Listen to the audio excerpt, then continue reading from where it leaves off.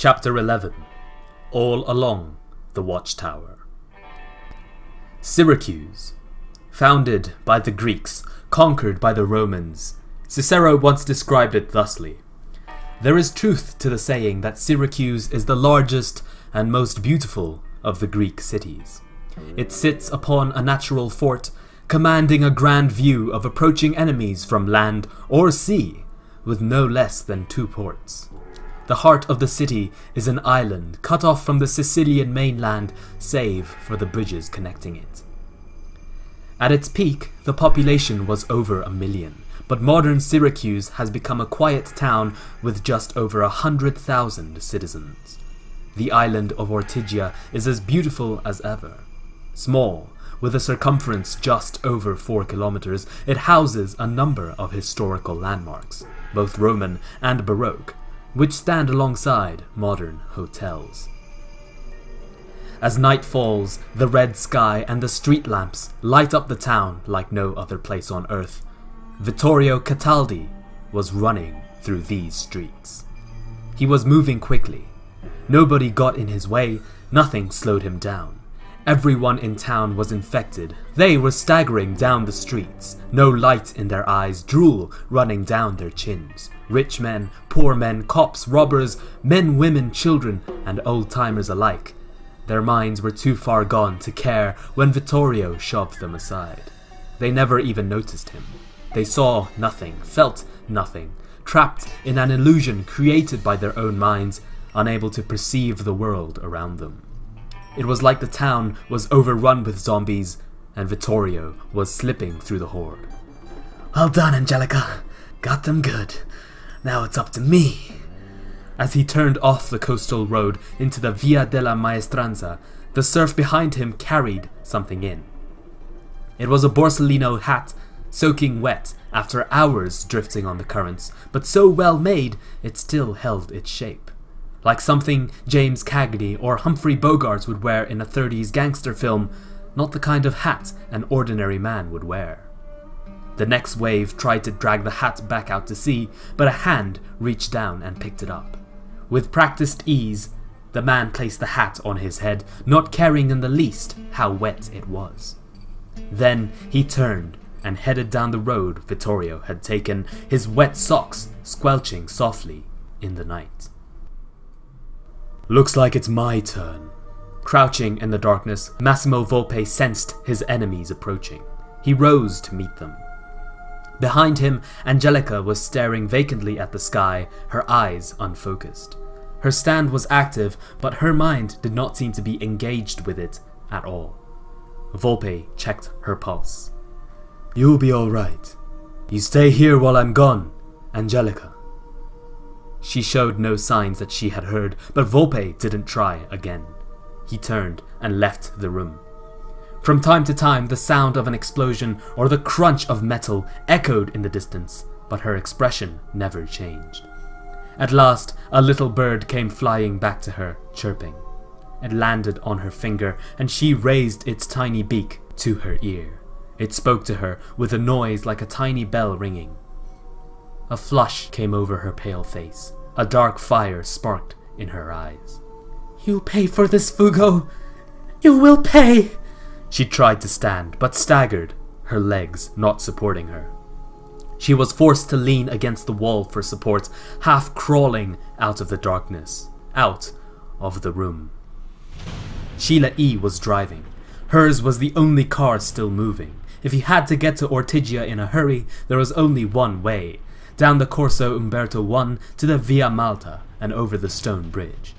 But at the end of that bridge stood a man blocking her path. Massimo Volpe. Her razor-sharp gaze shot through him. Their eyes met. He showed no signs of hesitation, neither did she. Both had their lives on the line. She let out a long roar and floored it, aiming the car right at him. "Volpe's stand is for making drugs. The stand itself isn't strong. My best shot is to run him over." Sheila E shot forward, making a beeline towards her kill.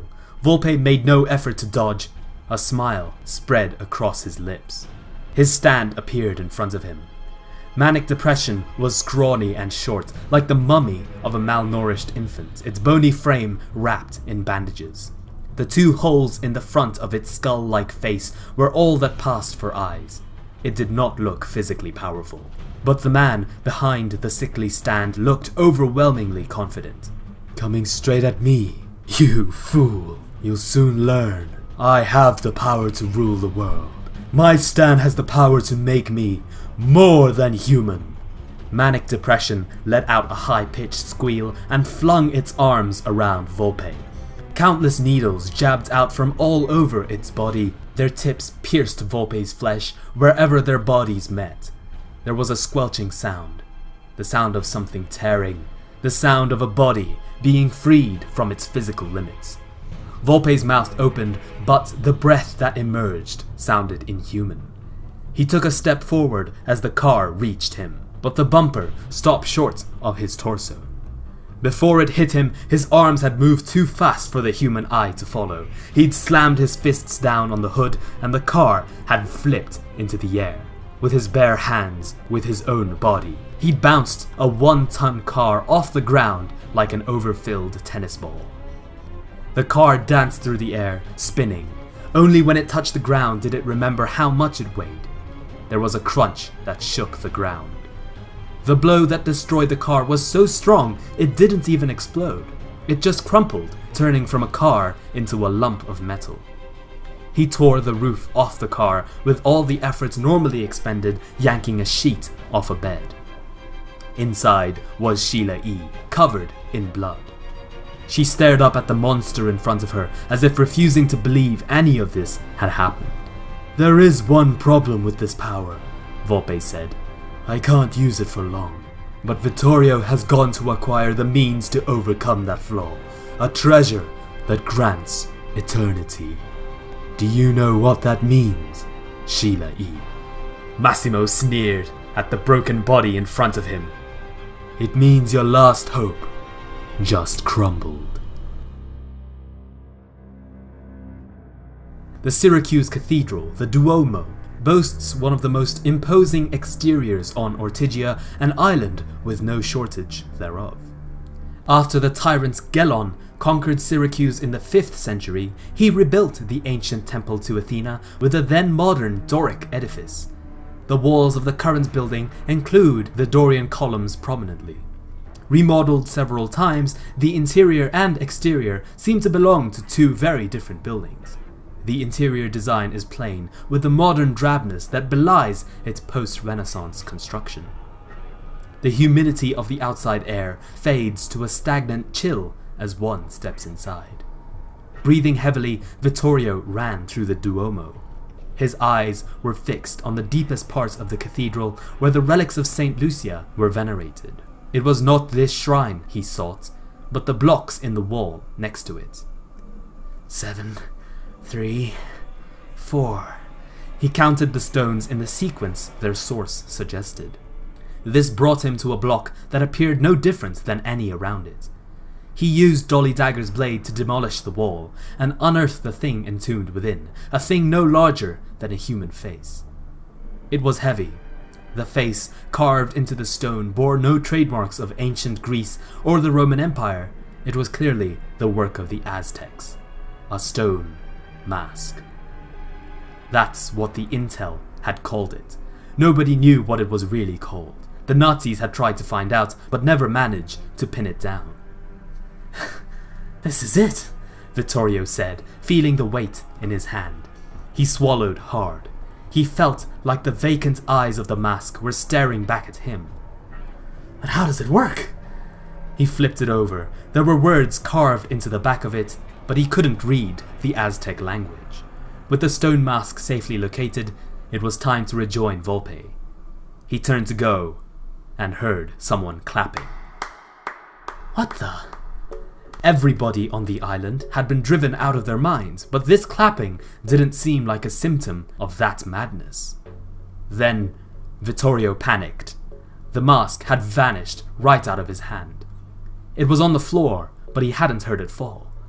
He bent over to pick it up, but it scrambled away from him, scuttling across the floor like a cockroach, and it rustled like a living thing. He went after it. It was moving out into the main hall of the Duomo. There was a man standing there, clapping. The mask moved over to his feet and stopped. It was Canolo Marello. Before Vittorio had a chance to be surprised that Marello was still alive, Marello picked the mask up with one hand while biting the index finger of his other hand hard enough to pull blood. Then he held his bleeding finger over the mask. Blood dripped onto it. The grooves on the mask channeled the blood, and the mask reacted. A dozen curved spikes shot out of the rim. If someone had been wearing it, their bony tips would have broken through the skull, impaling the brain. This mechanism served to push the brain, awakening it to its true potential. Observing it in action, Marello nodded to himself. "It's real," he muttered, then whipped a gun out of his jacket, put the barrel to the mask, and pulled the trigger. He'd moved so fast, so smoothly, that Vittorio didn't even realize what had happened until the mask had been shattered into 1,000 pieces. The gunshot echoed through the cathedral hall. Marello gave him a cold glare. "Eternity, was it? You know what Giorno told me? He said, nothing in this world is eternal, or absolute. Anything that appears to be is merely an illusion." As he spoke, his voice grew stronger. "Destroying this mask was my true purpose. That's why we intentionally allowed you to flee this far. We needed you to lead us to the hiding place." Vittorio was still in shock at losing the mask. "What?" "Giorno himself can't come anywhere near the mask, given the history involved. Doing so would wave a red flag at Jotaro Kujo and the Speedwagon Foundation. So I came here in his stead, serving as his hands and eyes." He fixed Vittorio with a steady gaze. "Well done. You've done your part." "Eat shit and die!" Vittorio shrieked, raising his dagger. Marello's face clearly reflected in the blade. "My dolly dagger will end you!" Vittorio slit his own throat. Blood gushed out, but 70% of the damage would transfer to whoever the blade reflected. He would be left with only a small scratch. He would soak 30% of the damage, in return for which his stand would guarantee they would land on his opponent. This was what made Dolly Dagger so powerful. There were no exceptions. Nothing could shield you from the stand's effect. Whatever injuries Vittorio suffered were suffered in kind by his target. Marello's throat was as good as slit. Or it should have been. But a second passed, and then another, and still Marello stood there calmly, his throat not bleeding. "Huh?" Vittorio said, growing concerned. Something came fluttering down from above. A thin scrap of paper, a playing card. The Jack of Clubs. It fell to the floor. There was a cut across it that went almost all the way through the card. The prince drawn on the card had had his throat slit. "What the?" Vittorio looked up and gasped. The high ceiling of the Duomo was covered in them. A pack of playing cards, each with little arms and legs, clinging to the walls and stained glass windows. "What are they?" "The Watchtower Troupe is only a stage name, a cover.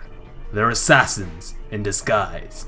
53 cards, one stand, my stand, all along the Watchtower." These cards had snatched the mask out of his hand. They were so small and thin they could slip in anywhere, unnoticed, disguise themselves and investigate anything. The perfect skill for a spy. According to researchers at the Speedwagon Foundation, when a stand manifests as a group like this, it's a sign the owner has a hollow pit inside. Risotto's Metallica was the same type, as were two stands in a small Japanese town called Morio. They were called Bad Company and Harvest. Each of their owners had something fundamental missing in their mental makeup. They do anything to achieve their goals, shoot at their own brothers, betray friends over simple greed. That sort of thing. I'm the same, Marello said. I don't trust myself. That's why my stand is divided. I don't think there's a single thing in life or this world that's remotely permanent. At his feet, a single card was dancing. It was the Joker. It was singing Vittina Crozza, drunkenly and without melody. This was the sickness spread by Nightbird flying. Well, that means... Vittorio looked around the pack, then at Marella. Exactly, Marella nodded. Your stand and Angelica Atanasios. It's not that they don't affect me, but that effect is divided by 53. When a stand attacks me, it has to go through each card, one by one, and only a little bit ever reaches me. You understand what that means? Each attack you make, 30% of it affects you, but only 1/53rd of the remaining 70% reaches me. There's no comparison. 30% versus 1.3, that's a difference you'll never overcome. I'm your natural predator. No matter how you fall, you can't beat me. Vittorio grew paler as Marella talked, hope fading from his eyes. So, Vittorio Cataldi, do you know why I'm explaining all this to you so patiently? Vittorio did not respond, but Marella continued staring into his eyes. Because I know how you feel. You're just like me. You have a void in your heart. You were born and raised at the bottom of society, treated like garbage, given no hope. You thought nothing of stealing or murder. You've never felt the pangs of conscience. It sounds good to say you have no fears, but what that really means is you've never had anything you valued enough to care about losing. You spent your life lashing out at anything that angered or irritated you. That's how I led my life too, until I met him. I thought I was invincible. I was sure I could kill anyone I wanted. When I pit Risotto and Diavolo against each other, I took no pleasure in it. It was just business, all to my benefit. It was a waste to fray my nerves for either of them. I never allowed myself to feel stress for anyone my entire life. But then... Marella stared into the distance as if gazing into the horizon. For the first time, I genuinely thought, here's a man I don't want to disappoint. The first time I met him, you know what he said to me? You haven't betrayed anyone. Nobody ever let you. You don't trust anyone, so nobody ever trusted you. Your invincibility is useless. You may be strong, but there is no future in which you find yourself a purpose. Useless. Useless. I was mortified. He'd seen right through my shallowness and left me deeply embarrassed. I'd never felt like that before. Never known shame. That was the first heat that ever entered my life. Until that emotion hit me, I'd merely been wasting my life. I never trusted anyone, good or bad. I never felt guilty for betraying them. I never distinguished between right and wrong. I never understood the difference between God and the devil. But as long as I feel ashamed, I'll never do anything to disappoint him, no matter who else spits on me. But what about you? Volpe's done for. He's too dangerous. There's no grounds for negotiation. Angelica's already far too gone. She won't live much longer. But you... Marella stared at Vittorio in silence. Then he nodded. You're different, Vittorio Cataldi. We have a reason to spare. Let's be friends, Vittorio. You're strong. You can make yourself useful to him. I don't trust you, and I doubt the two of us will ever trust each other. But that doesn't matter. No more than our current conflict does. You have the power to make a future, to work for a purpose. Will you use your talent to make his dream a reality? He spoke in measured tones, nothing like his usual manner of speech. Like he was repeating verbatim something someone else had said to him. Vittorio's face twitched, like the muscles in his face were fighting each other, each trying to express the emotions inside him in their own way. At last, he made up his mind, raised his head, and screamed.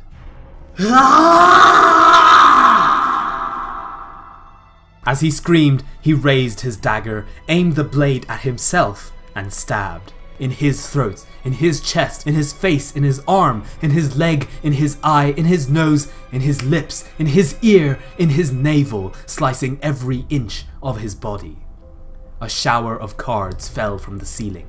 Each cut he made killed another card. If he could only damage 1 out of 53, then he would cut until each of them was damaged. Vittorio never hesitated. Marella watched him without expression. At length, A trickle of blood ran down the side of his mouth. The damage had reached him.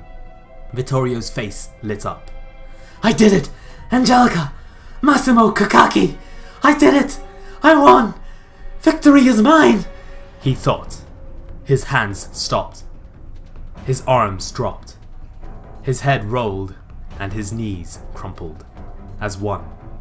Blood oozed out from every inch of his frail, battered frame, the injuries robbing him of the strength to stand. The dagger fell from his hand. The illusion his stand cast on it faded, leaving only the rusty old dagger behind. As it touched the floor, it shattered. His body fell upon the shards and did not move again. Marella pulled a handkerchief from his pocket and wiped the single drop of blood from his lips. The handkerchief was soaked with seawater and did not wipe well, but there was so little blood it was easily diluted. He took off his hat, placed it on his chest, and bowed to the corpse. Then he turned his gaze to the entrance and whispered, "I wonder, how are Fugo and Sheila E doing?" Hello everyone, welcome to the end of the episode. This has been a long time coming, I fully appreciate that, I really do want to apologize for that, but in order to get this out as soon as possible, I'm just gonna rush through my end of chapter analyses that I usually do. I've got a few points, but I'm gonna trim them down to the most important ones that I thought were very interesting. So, the first one is Volpe's usage of the language more than human. So he takes in the drugs into his own body. It's completely untreated, so it's completely raw in some sense. This completely alters the biology of his body. And in order to maintain that power that he now has, he wants to use the stone mask in order to give him power that is more than human. And that's the specific words that he uses, more than human. Now, recall to when DiU initially used the stone mask. What was the words that he used? It was, "I reject my humanity." Very famous quote from Phantom Blood. Now you compare those two lines. Volpe wants to be more than human, whereas DiU is completely rejecting his humanity. And in some ways, I think this completely encapsulates the difference between these characters. Volpe is driven in a very emotional manner, in that he wants to protect Angelica, and he's running away from this Passione that doesn't have Diavolo, that doesn't have the one thing that made him very desired and powerful, and that was drugs. He was enabling Diavolo's drug empire. And without that, he is completely worthless, and now he is on the run from a Passione that wants nothing to do with drugs, that wants to end drugs at all costs, and he is a literal drug factory. So he's on the run, and now he has to protect Angelica from these people hunting them. And in order to do that, he has no choice except to become this being that exceeds human strength. But whereas DiU sees that as a rejection of humanity's flaws, rejecting stuff like death, or pretending to be friends with your enemies, and all this kind of inane nonsense as he sees it. Instead, Volpe sees it as a means to be more human than he could ever be, being just himself, right? As himself right now, he is only human. He cannot protect Angelica from these people that are chasing him down. But with this incredible power at his fingertips, he does become someone capable of that. He does become someone who is literally more than human. So an interesting dichotomy there. I hope you guys get my point, because I'm just going to rush on to the next point, which is Marella's still alive, and it turns out this personality that he's been showing for the majority of the book, that he's this kind of no-gooder, very proud character who thinks that his stand is the best even though it's not that useful, that has all been an act. In fact, he's very aware of his stand's limitations, to the point that he's hidden it from everyone else, and that his stand's real nature is that of an assassination stand, in that it will go out to all these different places, it will scout them out, and then it will come back to him to share that information. But in order to do it discreetly, they do it as the Watchtower troupe. They put on this big performance and pretend like they just kind of knew all this stuff, like a crystal ball. So that's a very interesting idea, that Marella is someone who's very manipulative and doesn't really trust anyone at all.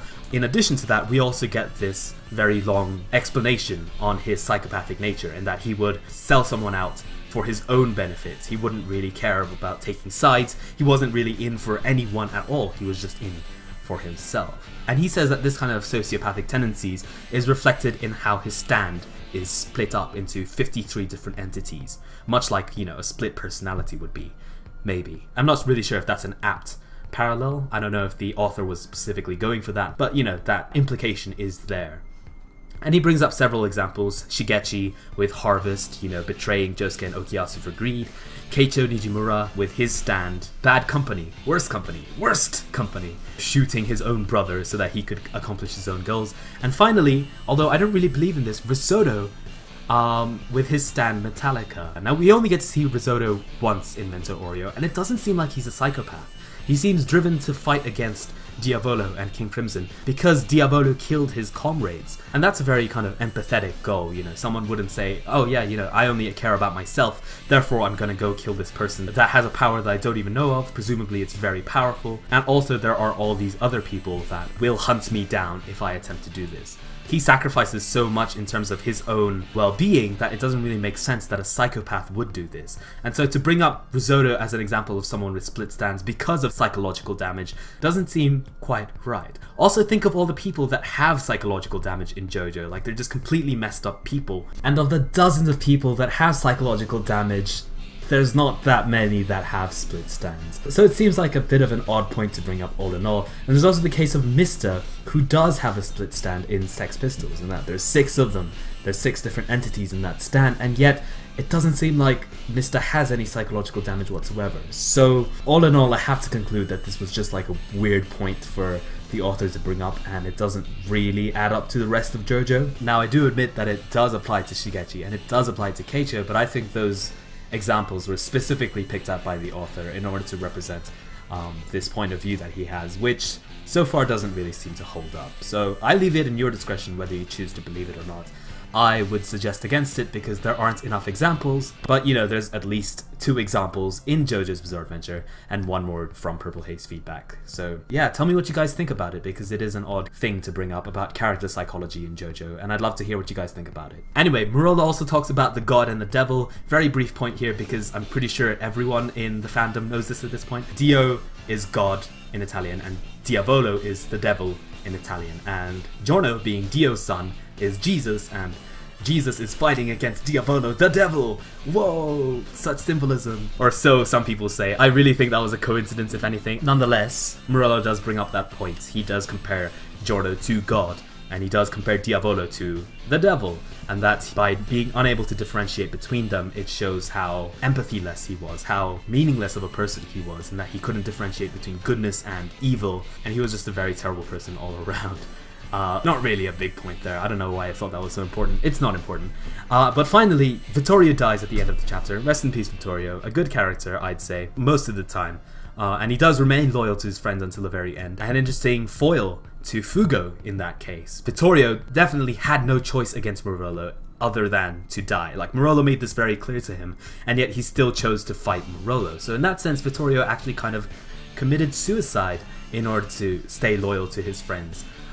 Whereas Fugo himself couldn't take that step forward. So kind of an interesting duality there, although it isn't really delved deep enough into to be completely well communicated. Nonetheless, that is the case, and I think it's an interesting character moment for Vittorio. Also something interesting is that Sale and Zucchero, way back at the beginning of the book, died because of their own stand. So Sale uses his stand on Vittorio, but Vittorio reflects that back onto Sale, thus causing his heart to, in kind of a disturbing image, tear out of his own chest. Thus, Sale dies of his own stand. Similarly, Zucchero dies of his own stand. Well, not really, but he does incapacitate himself. He deflates himself, as his stand does, and he is captured in that state, and he is made use of in that state. And so Zucchero, in that sense, also ends up using his stand against himself. And in retrospect, this actually foreshadows Vittorio's own demise, where he relies on his stand too much. His hubris is too great, in that he cannot realize that his stand is not powerful enough to kill his opponents. That's an interesting detail that I thought I should bring up.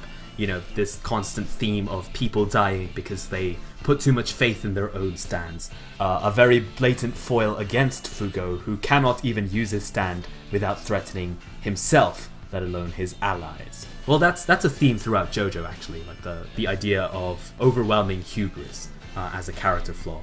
But here specifically, it's very, very prominent, and it kind of ties up that whole Sale Zucchero episode by having Vittorio's death call back to it. So yeah, those were my main points. I had another little point about how Nightbird Flying is a bit too similar to Rainy Day Dream Away, in that both of them capture people inside of a hallucination, of course Kokaki had to do that with his little sister, and now Nightbird Flying can just do that with everyone.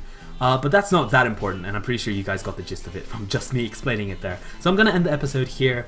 Hopefully the next episode, there's only 2 left if I've, planned this right. I'm thinking of doing like a little review of the whole book, so that should be like the 3rd episode after this. But the main story ends in the next 2 episodes, and hopefully those don't take 2 months each. I'm hoping that is the case. I've just been so busy with a whole bunch of extra crap, and I'm pushing some of those away. So with that kind of scheduling mishap out of the way, hopefully the next 2 episodes will be out before the year is over. That gives us a few weeks to rush to the end of Purple Haze feedback. Things are getting really, really exciting now that Volpe has unleashed the full power of his stand. And no doubt the final fight between Volpe and Fugo will reach its stunning conclusion. So stay hyped to the best of your ability after this giant delay that's happened, to which I still apologize. But yeah, with that being said, I hope you enjoyed the episode, and I will see you again in the next one.